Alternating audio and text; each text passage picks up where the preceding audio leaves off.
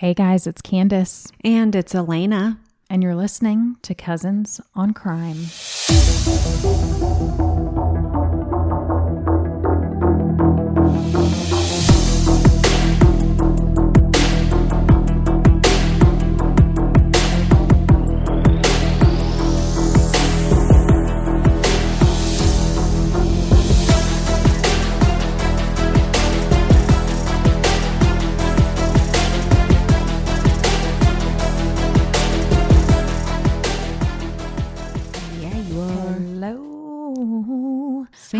How's your November going?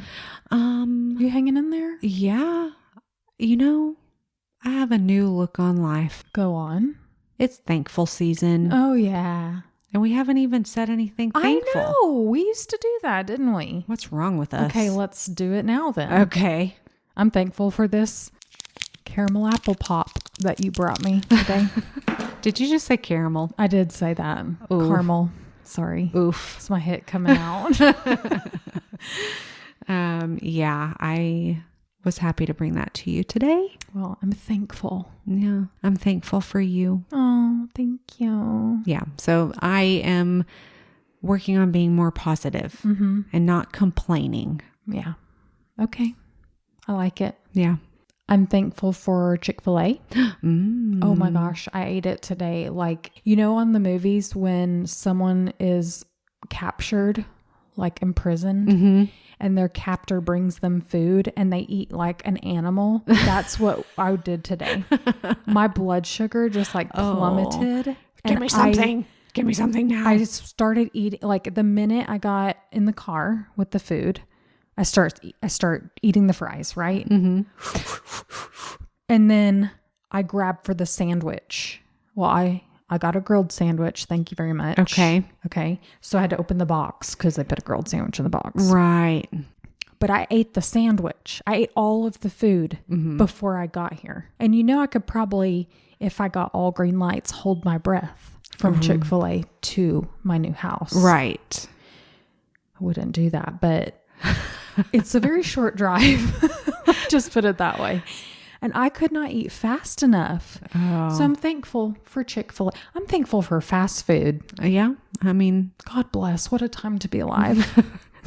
Yeah. We have so much opportunity. We have so much to be thankful for. Yeah. Grocery delivery.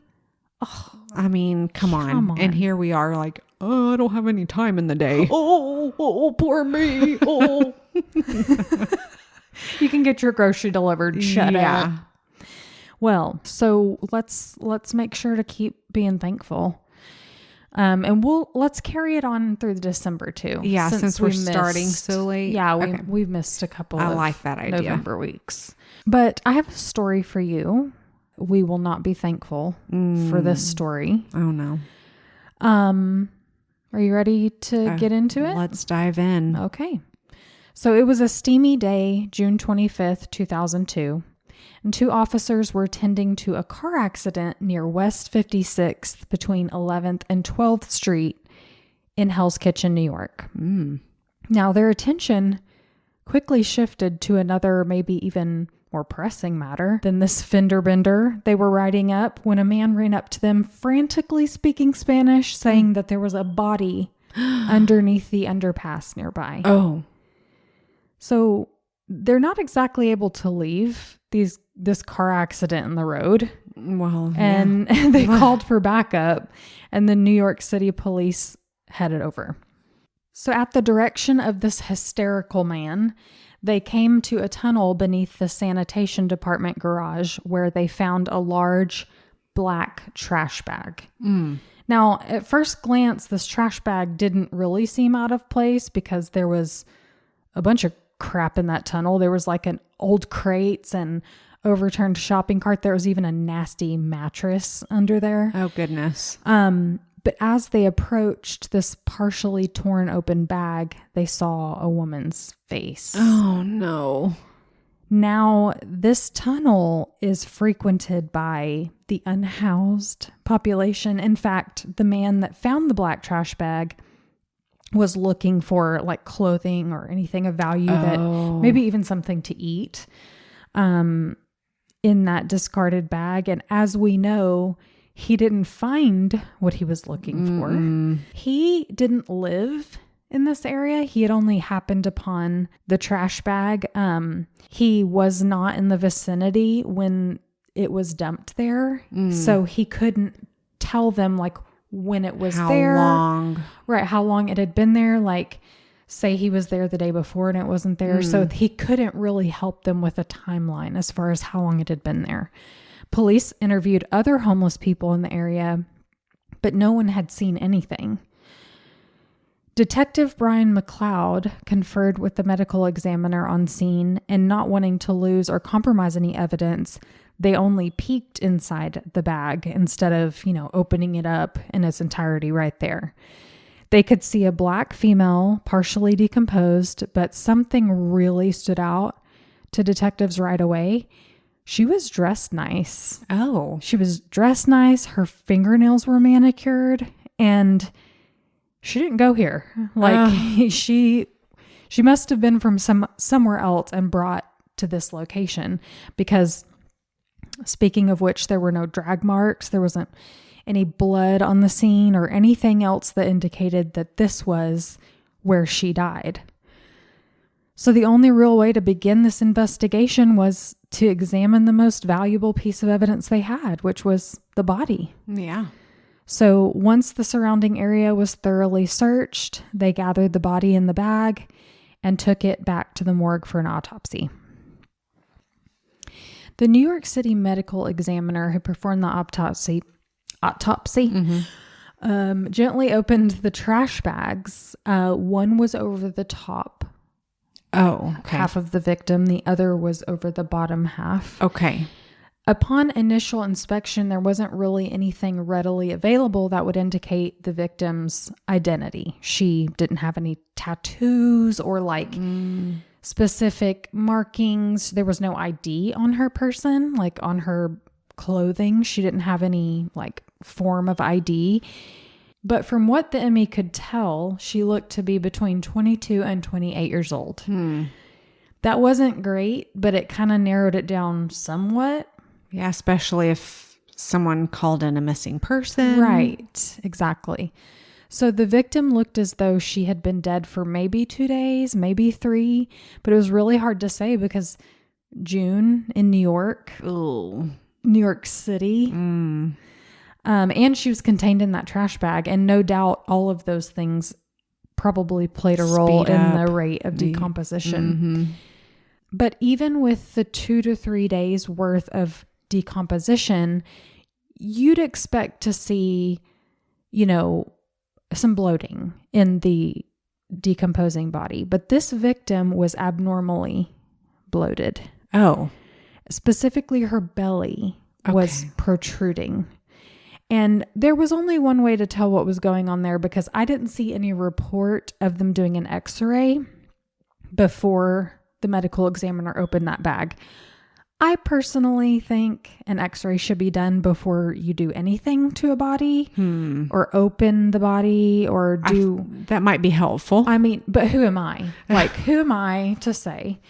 Anyway, had they done the X-ray, they would have seen that the bag actually contained 2 victims. No. The female and her unborn baby boy. Yes. No. Oh. Like with the time of death, and the estimated age of the victim, the medical examiner could only guesstimate how old the fetus was, and he presumed that the child was several months gestation. Oh, goodness. Now, he observed bruising around the victim's neck. Her hyoid bone was broken, implying strangulation, and it must have been a sudden attack because she didn't have any defensive wounds. So this revelation that the victim was pregnant was absolutely shocking to the medical examiner, and especially to the newbie detective in the room, Brian McLeod. That's right. Brian McLeod had recently been assigned to Midtown North Detective Squad, and this was his first homicide case. Wow. It wasn't just his first homicide case. He had never actually attended an autopsy before. So for this one to be his first one, jump right in. He really took it personally. Yeah. He told Oxygen later, quote, "The first case you never forget, but a case like this, nobody forgets," end quote. And it was so true because everyone else who worked on the case could not let it go. They just wouldn't let it go. They felt a personal connection to a woman and her unborn child being dumped like trash. And worse than that, because you put trash where it's supposed to go. You know, whoever did this to her and her baby had less respect for them than trash. And it speaks volume. For sure. Volumes. So their victim was Sandra Bonaventure. She was 20 years old. Oh. Yeah. So a DNA sample was taken from the baby to see if maybe they could get a CODIS hit for the child's father. Oh, okay. But there was no hit. So the father had never been arrested before. He wasn't in the system. And without direct comparison, they just had to hang on to that evidence. Yeah. Now, Sandra was from Mount Vernon, New York. Her parents were Haitian immigrants. And when they got to the U.S., they didn't really find the American dream they were looking for. Even though her mom worked 2 jobs to take care of the family, they struggled financially, and Sandra was put into a foster home. Oh, no. Yeah. Her sister told Oxygen that in spite of all the obstacles she'd overcome, Sandra excelled in just about anything that she put her mind to. She was A/B honor roll. She worked hard in school, yes, but she was also a class clown. So she worked hard, she played hard. And she was always trying to make people laugh. She loved music and she loved to dance, and she was a role model for her cousin and her sister. She was just so loved. She was actually the first one in her immediate family to go to college. She was attending State University of New York at New Paltz. I don't know if I'm saying that right, but she was studying special education. She wanted to be a special ed teacher. Aww. She really wanted to make a difference in the world. So, well, I mean, I can see, you know, her parents sacrificed their lives. I mean, of course, coming to America for a better life, and they really gave her a better life by being able to give her a family that could help provide for her, maybe. Yeah. But now she's giving back to her family in a sense to be able to, you know, go to college and do something great. Well, she was actually raised by her foster mom. Okay. And so did she have a relationship with her? I'm not sure. Okay. There's not much known about like her family dynamic at the time of her death or, you know, growing up. But it's interesting that you mention the immigration because that is so cultural when, you know, when your parents immigrate and you're the first generation, it's almost like a sense of like pride or responsibility. Right. So yeah, she wanted to make her family proud, and she was really excited for her future, especially when she found out she was pregnant. Oh, wow. I'm sure there was a moment she was like, well, shoot. But she couldn't wait to be a mom. She had planned to take time off of school for the birth and then get right back to it. She had already made an arrangement with her mom, Mary, you know, that her mom would watch the baby while she was in class. And so, I mean, she didn't just have a wonderful mother that was willing to help out. She had a really great support system around her. She had sisters and her cousins and aunts, and she just was not afraid to bring a baby into this world. Yeah. I mean, she was going to do what she had to do. She was going to do it. I mean, she even had a name picked out for that sweet boy. She was going to call him Isaiah. Oh. Now, her boyfriend, 26-year-old Emmanuel Pierre, however, was not so excited about the pregnancy. He not only did not want anything to do with the baby, but he didn't want the baby to exist at all. So he urged her to have an abortion. Oh. Yeah. But she wanted that baby with or without him. Yeah. She's like, I don't really need you. You go do you. If you don't want to be involved, that's whatever, but I'm not going to have an abortion. So naturally, police wanted to speak with this boyfriend. Mm-hmm. He's probably the baby's dad. He probably even knows what Sandra was up to in the last days that she was known to be alive. He told investigators that he was supposed to pick Sandra up from the subway station on June 20th, but he fell asleep. Okay. And then he just never talked to her after that. Okay. So his cell phone records showed him corresponding with Sandra back and forth until she arrived at the subway station closer to about 3 a.m. So I saw reports between, like, one report said 2:30 she got to the station. Okay. One report said she got there at 2:50. So between 2:30 and 2:50, she arrives at the station in Brooklyn. That's the last activity that's the last time he reached out to her. That's the last time that she ever reached out to anybody else. So he fell asleep waiting to go pick her up. Yeah.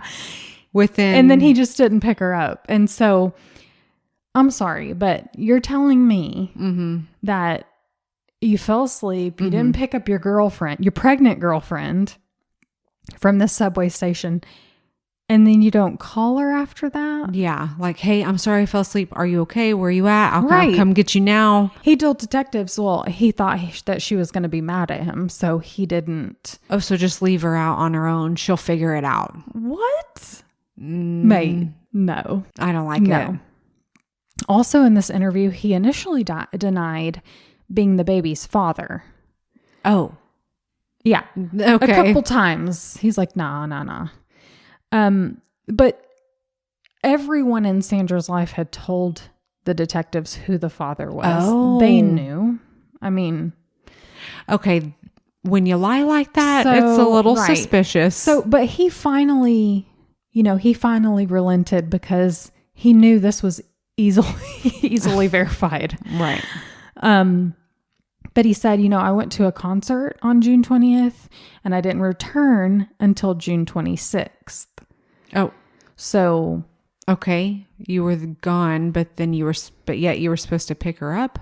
Well, he was supposed to pick her up the wee hours of that morning. Okay. And then he leaves to go to Cleveland to a concert with another woman. Oh, okay. Oh, gosh. Right. So in speaking with Mary, Sandra's mom, detectives learned that Sandra was headed to Brooklyn to see Emmanuel late June 19th into the early morning hours of the 20th. And she was going to talk to him about their current predicament because they had been going back and forth. He was like, you need to get rid of this baby. She was like, no. And I don't think Sandra was trying to get him to hang around. Like, I don't think she was trying to convince him in any way to be with her. I think she just wanted him to understand that she was going to do this with her without his involvement. Right. Okay. And I'm not sure if she was like wanting child support or anything like that. So Sandra we know from evidence that Sandra took the train from where she lived in Mount Vernon, just outside of Manhattan, to Grand Central Station. Then she hopped on the subway from there to go to Brooklyn. And it was at that subway station where Emmanuel was supposed to pick her up. Okay. So it feels like his story is lining up with her mom's story. Okay, she was going to talk to him. That's the timeline he gives, saying, yeah, she was supposed to arrive around this time, and I didn't hear from her. Like I didn't make it there, and I overslept. So what could have happened to her after she arrived in Brooklyn? I mean, she didn't have any defensive wounds on her, suggesting that she may have been caught off guard, maybe. Just interesting because who would you let get that close to you? Right. Without swatting them away, Yeah. Intimate partner, maybe? Right. So after learning from her friends that Emmanuel not only did not want her to keep the baby, but he was threatening her. Oh, there's evidence of him, like yes. record of him. Right. So they were looking into his IM messages and his text messages. And at this time, she was threatening to tell his family about the baby. This ain't looking good. No, it's not. And police had their eyebrows raised at Emmanuel, and for good reason. But listen, Emmanuel was raised in a really strict home. He also had Haitian immigrant parents. Okay. So he also had a responsibility to be good for his family. He was a very good student.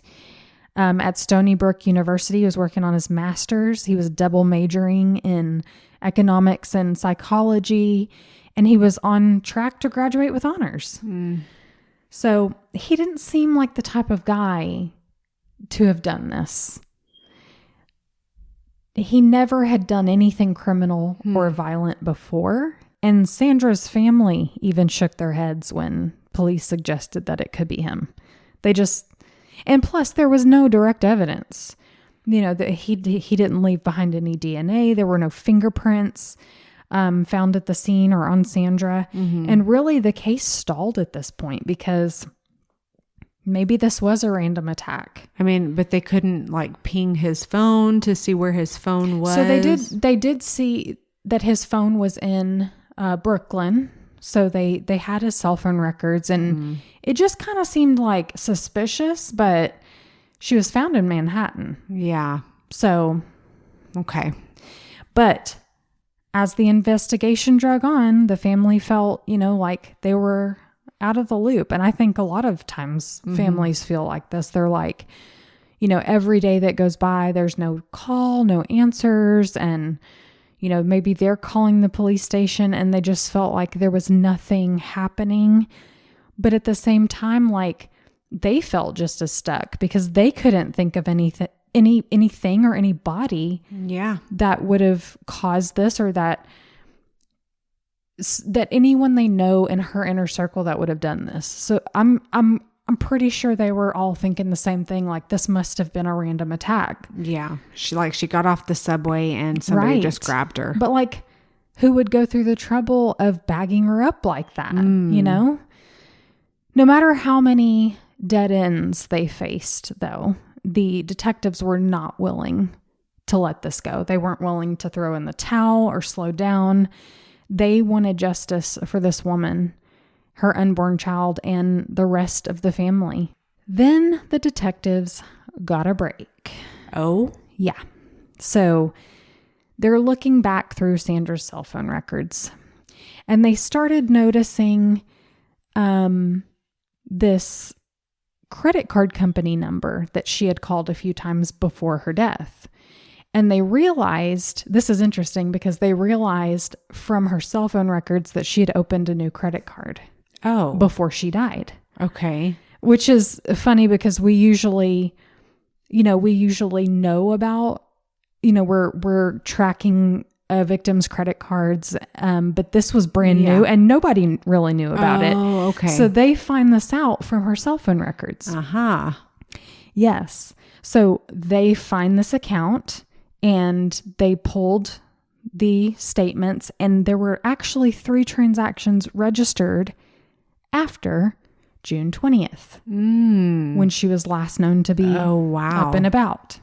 Then someone called her credit card company from a 718 number. And when the agent asked for them to verify Sandra's social security information, they hung up on them. Oh. So they clearly didn't have her information. So they're like, well, who's the 718 number? Now we're getting somewhere. Yeah. So they traced the 718 number back to an assisted living facility in Brooklyn. Oh. What the heck? Okay. You're telling me it would be me. If I'm going to start being a criminal, I'm going to wait till I'm old, And I'm not going to do things that hurt people anyway. But they looked at the employee record because they're like, couldn't be any of our residents, couldn't it? So they looked at the shift log from the assisted living home, and when they, who would have had access to this phone during the dates of the 24th, 25th, 26th? Okay. Do tell. This led them to a guy named Dwayne Moraes. If I'm saying that wrong, my sincere apologies. The police went and picked him up. Okay. So let's have a talk. They're like, Dwayne, get in the car. We need to talk. Mm-hmm. And this guy was so uninterested. He couldn't be less chalant about being picked up by the police. Oh. He took a nap in the car. What? Like from Brooklyn. He was working hard. On the drive from Brooklyn to New York City in traffic, hustle bustle. He takes a nap. Oh. And he didn't even ask one time what this was all about. Sounds like Steven Smirk. Exactly. Reminds me of your last case when he's like, okay, come on in. Yeah. So he didn't ask what this was about. He never questioned. Unbothered. Yeah. The guilty ones never asked, do they? Well, they start questioning Dwayne when they get to the station about these transactions. You know, they confront him about the statements from all these different gas stations that were used. He said, don't know anything about that. It wasn't me. Well, he was so cocky. I mean, he was acting like the detectives were wasting his time. Oh, wow. Then they showed him the picture of Sandra's dead body in the trash bag. And they said, look, you could either go down for using someone's credit card unlawfully, or you can go down for this. Mm-hmm. What's it going to be? Oh. Tell us where you got the card. And so finally he goes, look, I don't know anything about that, but I got the card from my friend Joshua Cayenne, who he said murdered Sandra. Oh. Dwayne said, look, I don't know Sandra, never knew her, didn't know anything about her, wasn't there, wasn't involved, never met her. But you're going to use a dead woman's credit card. Look, he said, my friend Joshua just gave me the credit card and I was using it. No harm, no foul, right? Yeah, it's a little harmful, buddy. Well, Joshua was a student at Stony Brook. Oh. Sound familiar? Mm-hmm. He was fraternity brothers with Sandra's boyfriend and baby daddy, Emmanuel Pierre. Oh, it was a setup. So when they brought Joshua in, he was really quiet. He wasn't really engaging in the conversation. He was looking down, no eye contact for the longest time. I mean, they interviewed him for like 5 hours. Oh. Ugh. And he never asked to leave. He never asked for an attorney. He wasn't under arrest. He just shrugged and sat there, and he hardly made eye contact with them for 5 hours. That is so interesting to me. It is. That he didn't feel like he could just get up and walk away. I know. He never, they confronted him about telling Dwayne that he killed Sandra. So Dwayne says that Joshua gave him this credit card and said, I killed this lady. Here's her card. Mm-hmm. And Joshua says, I didn't kill her. I didn't kill her. It was almost like he sat there for 5 hours trying to get them to pull something out of him that he wasn't willing to give up. Right. Okay. He was afraid to say something, it seemed like. The detective said, are you afraid of Emmanuel? And Josh started crying. Oh, because they knew the link between Joshua and Emmanuel. They knew they were fraternity brothers. They knew they were friends. And so they're like, this guy wants to tell us something, but he's scared. Mm-hmm. He's scared. So they knew this was their opportunity. Joshua was getting real soft over there, and they knew we're about to get a confession. Mm-hmm. So they put a picture of Sandra in front of him, and they said, you know what? We'll be right back. We're going to give you some time. So they left the room. They're watching him this whole time. Right. He's crying. He's head in his hands, shaking his head, looking at the picture. And they decide to come back in because they think, we're going to get something here. And he immediately said, I'm not testifying. And they said, well, let's just start with what happened. Yeah. And we'll get to the other stuff later. He said that the night of Sandra's murder, he was home at his house in Brookland. Brookland? Brookland. It's a new place. In Brooklyn, there was a knock at his door about 3:00, probably a bit after the morning of June 20th. And he said, Emmanuel was at his house. And he said, come outside. I got to show you something. Oh, no. So he takes him around to the rear car door. He takes him around to the passenger side rear door and opens it, and Joshua sees Sandra laying in the back of the car lifeless. Oh. And he assumed she was dead. Well, yeah. So he says he threw up on the concrete. It just disturbed him so much. Emmanuel said, I need your help. I need your help. So he pulls out these black trash bags out of his trunk, and he just happened to have them. Right. So he gets Joshua to put a bag over the top. He puts a bag over the bottom. He's wadding her up in there, trying to get her to fit. And Joshua describes her being wadded up in there, and that was not something they had reported on the news. So they knew that he had firsthand information about how she was placed in those trash bags. He said he got in the car with Emmanuel, and they drove around Brooklyn for a while looking for, dumpster to dump her in. But there just wasn't something inconspicuous enough. Like they felt like, people are going to see us doing this. So they drove to Midtown Manhattan. Okay. Because no one's going to see you there. Right. What? To dump her body in a tunnel. But it worked because nobody did see them. Right. So Sandra was getting ready to tell Emmanuel's family about her pregnancy, and he was all the while pressuring her to get an abortion, and he couldn't have any of this. He couldn't face whatever disappointment was going to befall him from his family. He told Joshua, I can't believe I strangled her. But he just saw no way out of this predicament other than to kill her and end the baby's life. I think we talked about this a couple episodes ago, is like, you've made you have these consequences, but yet murder is better than what you just right. I know they're not thinking straight. Joshua told the detectives that after they dumped the body, Emmanuel put a trash bag over his head, as in over Joshua's head, and said, this is the kind of thing that can happen to someone in a trash bag, essentially threatening him. Wow, you tell anyone, and I'll do the same thing to you. Could you imagine the psychological damage to somebody? Like, oh God, like, how could you, he probably has PTSD from anything plastic. I mean, Joshua, he's like, I just put a trash bag over her head, and now I'm getting one over my... Right.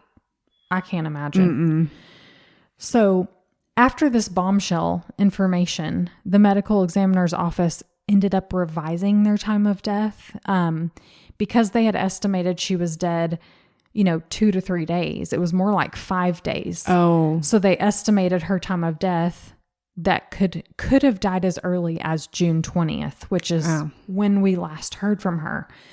This may seem flimsy to some people, but sometimes, if new evidence turns up, it's important that, the ME takes everything into consideration, even new information. Right. Unless you are Dr. Lindsay Simon, who is the latest ME that says Ellen Greenberg killed herself. Oh, did you know that Dr. Simon reported that Ellen was anxious about the grades that she needed to submit the day she died? Are you kidding me? I can't even. No. I can feel my blood starting to boil. I've got to get off this. I know, but real quick, the experts that disagree with this, like, right, you don't even have to be an expert to disagree. That case is unbelievable. Oh. Okay, move on. Anyways, with all of this, in April of 2004, police secured a warrant for Emmanuel's arrest.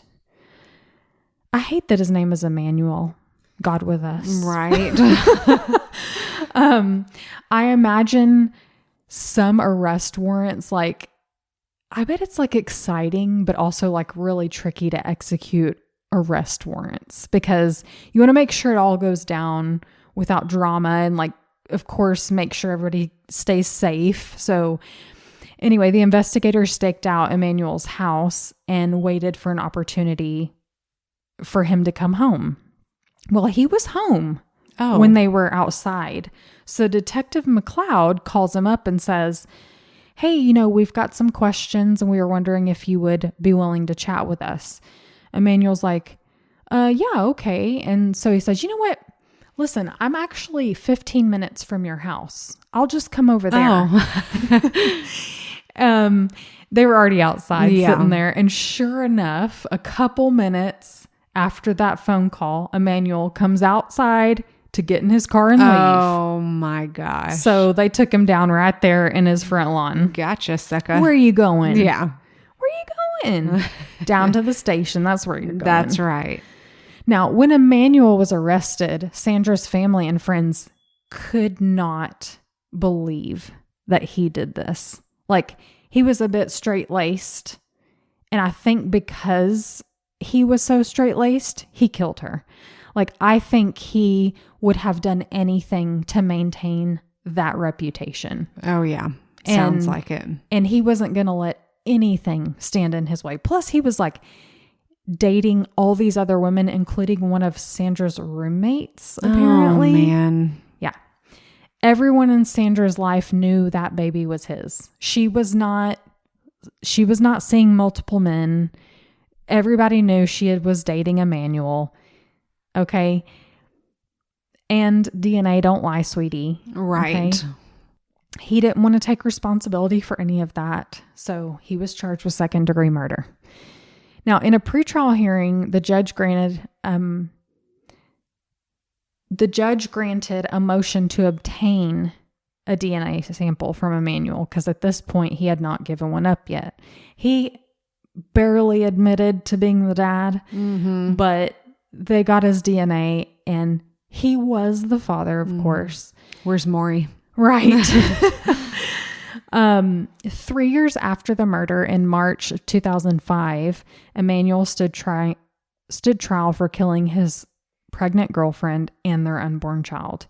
And though he was reluctant to testify, Joshua Cayenne did testify against Emmanuel in exchange for immunity. Oh. Yeah. So he could have been slapped with an accessory charge. So, oh, for sure. I mean, take the deal, my dude. Could you imagine the war going on in his head? Oh, man. So at trial, her family sat steadfast in the courtroom day after day, listening to what happened to their precious Sandra. They had to hear about how somebody that used to dance around and make laugh and, used her body for good and fun was wadded up in a couple of trash bags. They had to sit there while the defense blamed the murder on Josh because after all, he's the one who had Sandra's credit card, right? He's the one who said he killed her to Dwayne, right? Emmanuel's team said Joshua was infatuated with Sandra. Oh, no. He couldn't have her. Maybe he put the moves on her and she rejected him and he just snapped. Even though Dwayne says he got the credit card from Josh and Josh told him he killed him, the prosecution said, why though?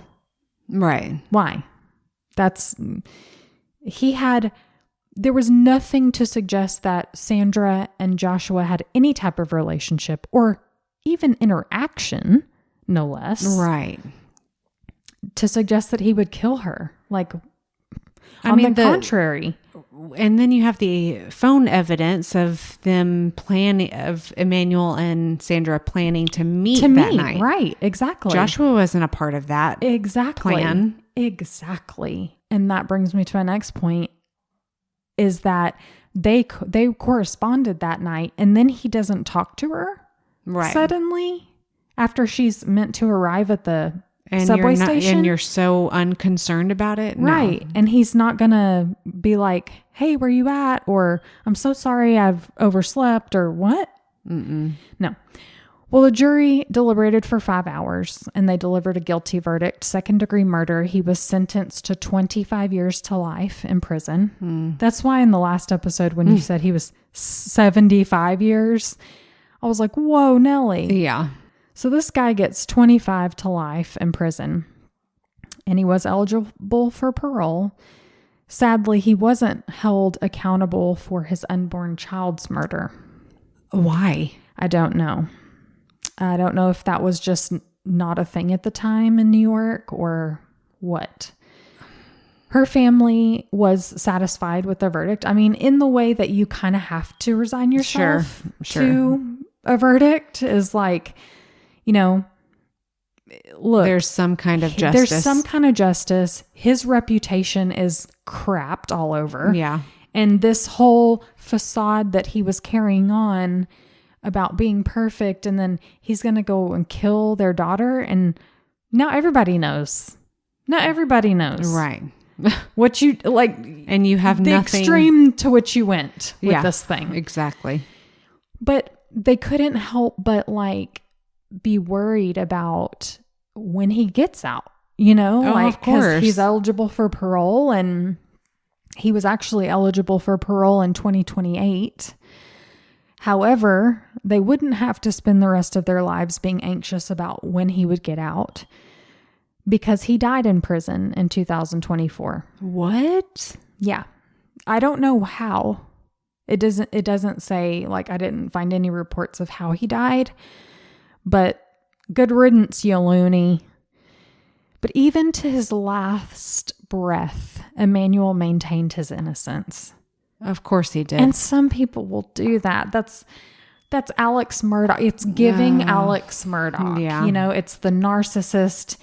It's the I will never, ever admit to doing this. Right. I would rather kill my wife and son. I would rather kill my girlfriend and unborn son than ever admit that I've done anything wrong. They go to their grave lying, and they be lying in their lies for eternity. Yeah. I'm sure that really peeved Sandra's family in a way by him, you know, doubling down all the way. Mm-hmm. But they really felt peace when he died, because they were like, you know what? We never have to worry about seeing him go into another parole hearing. Yeah. Never have to worry about him getting out. He actually got married when he was in prison. Excuse me? To a woman named Emanuela. I'm not kidding. I did not make that up. So, you know, he could have got out and spent this whole life with her, but he didn't get to do that. Sandra didn't get to do that. Was she one of the ones that he was cheating on Sandra with? Yeah. So, very interesting. He had reconnected with her. Apparently they went to school together. They bumped into each other. And so they kind of started seeing each other all the while he was dating Sandra. So, what is in your mind to think? And then he goes to prison for her murder, and she's like, you know what? Let's get married. Marriage material. Yeah. Yeah. What a life. But let's end it on Sandra. Yes, I please. really want to tell you a story about her family. After the verdict and sentencing, Sandra's family sent the detective a $1,000 gift card to thank him for all his hard work on their sister's case. His first case to solve. That just shows you the type of support system that Sandra had. Yeah. Wrapped around her. I mean, that's the loving family that was ready to welcome another member into the fold if only he could have been born. Now, the detective, of course, appreciated the gesture.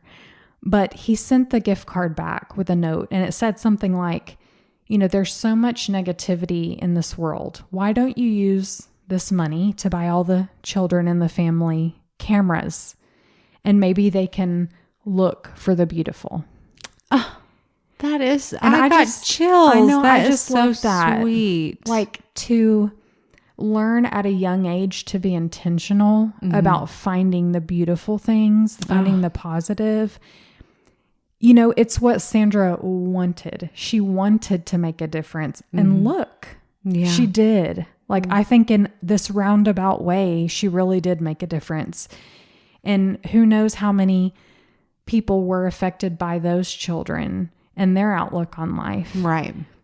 So I just thought we should end it on that because that's beautiful. I love that. I know. I love that. And gosh, they sent him a gift card. You just have to, being a detective is probably a thankless job. You bust your butt. You get paid the same amount, whether you solve a case or not. Right. Because there's lots of cases that you don't solve. Right. But it's got to be so rewarding. You're probably when you working do. 80 hours a week, sometimes 90 hours a week. You're hardly sleeping. I always thought I would want to be a detective, but I just can't imagine giving of yourself that much. That's the thing. You've got to be selfless. Yeah. And these people have families.